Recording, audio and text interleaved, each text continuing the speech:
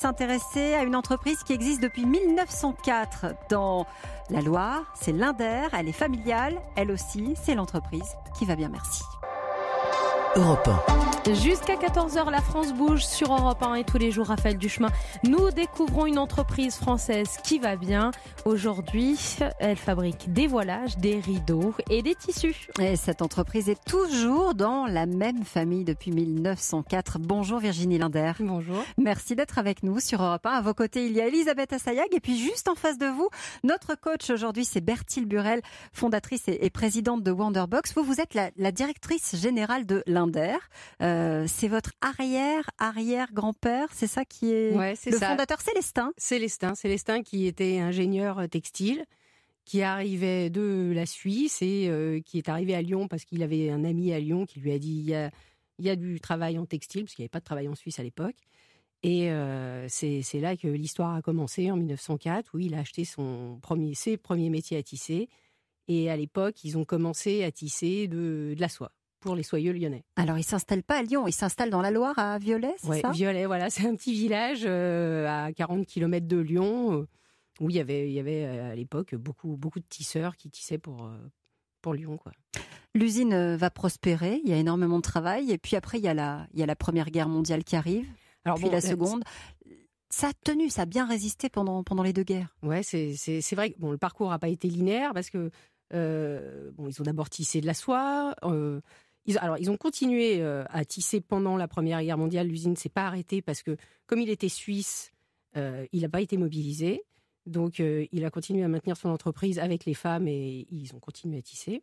Et vous dites les femmes, c'est important parce que ça a été aussi une grande révolution. Il y a eu une caisse d'entraide pour aider les familles seules. C'était une révolution à l'époque. C'était complètement précurseur parce qu'il avait inventé cette caisse d'entraide qui était, les salariés cotisaient et le patron, je crois, doublait la mise pour après aider les salariés ou les femmes qui étaient seules, ou après pour les maladies ou toute autre chose, quoi. Alors on va faire un bond dans le temps parce que votre père est important aussi dans l'histoire de l'entreprise. Je crois que c'est lui dans les années 80 qui a une idée assez géniale, assez nouvelle aussi, c'est de faire un rideau de couleur. À l'époque, on dit non mais c'est n'importe quoi. Qu'est-ce que c'est que cette idée ? C'est vrai que c'était un peu, il me l'a souvent raconté, c'était un peu fou comme histoire parce que on faisait du voilage depuis plusieurs années. Et il y avait, mais le voilage à l'époque, la décoration, c'était blanc ou écru. Il y avait un voilage, c'était que blanc ou écru. Puis c'était dans les années 90, début des années 90, ils ont fait un truc un peu fou. Ils se sont dit, on va faire des rideaux jaunes, bleus, rouges, oranges. C'était impensable. C'était complètement audacieux, quoi. Et on l'a fait, ils l'ont fait. Et ça a été un succès. Et c'est vrai que c'était le début de l'histoire des rideaux en couleur. Puis c'est l'arrivée aussi du prêt-à-poser dans les magasins. Exactement, l'avènement de la décoration. Et oui, c'est vrai que maintenant, c'est plus décorer sa maison, c'est pas réservé à une élite ou à des gens.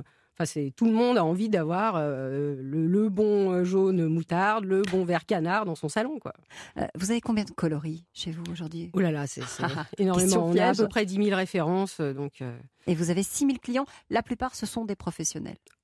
On travaille que en B2B. On ne travaille pas avec les particuliers. Et alors, vos usines, elles sont en France ? Ouais, elles sont en tisse, on fait du Made in France.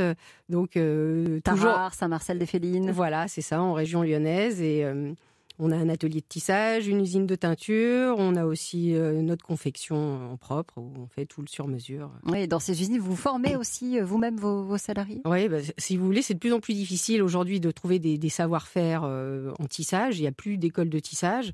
Donc, de plus en plus, on est amené à recruter des gens et à les former, quoi. Que dit notre coach, Berthilde ? Vous voyez, on est encore dans le tissage. Oui, je suis très impressionnée parce que, d'autant plus que dans mon histoire familiale, je suis issue d'une famille de soyeux. Et évidemment, la soirée a fait faillite. Donc, chapeau, parce que j'ai lu votre histoire et l'innovation et en permanence, vous rebondissez avec c'est ce qu'on le essaye, jacquard, le c'est ce qu'on essaye tergal. de faire. C'est ce qui nous anime au quotidien, c'est d'inventer des nouvelles collections, des nouveaux dessins, des nouveaux jacquards, trouver des innovations, des choses qui vont intéresser nos clients, quoi. Et vous avez une nouveauté d'ailleurs. Voilà. Vous avez un rideau anti-pollution. Voilà, dépolluant. Dépolluant, oui. Donc on a mis 2 ans de travail. Hein. Ouais, on a mis ça au point dans notre atelier de teinture. Et l'idée, c'est on incorpore un principe actif dans le rideau au moment de la teinture. Et quand le rideau va être suspendu dans votre pièce, il va détruire tous ce qu'on appelle les COV, les composants organiques volatiles, comme les formaldéhydes. La molécule est cassée. Et, comme les fumées de cigarettes, par exemple. Par exemple, les fumées de cigarettes, les bougies, ou alors tout ce qui vient des cols, des solvants, des meubles, etc. Ça met combien de temps à détruire Alors nous, les tests qu'on a fait, que le laboratoire a fait, c'est sur 72 heures. Et en 72 heures, 90% des COV sont détruits. Et ça y est, ce rideau est commercialisé. Ouais, ça y est, vous pouvez le trouver en grande surface de bricolage ou dans les magasins qui vendent du tissu au mètre. Combien de salariés aujourd'hui chez vous, chez Linder ? 170. 170 salariés qui travaillent pour cette belle entreprise qui va bien. Merci. Virginie Linder d'être venue nous en parler aujourd'hui sur Europe 1.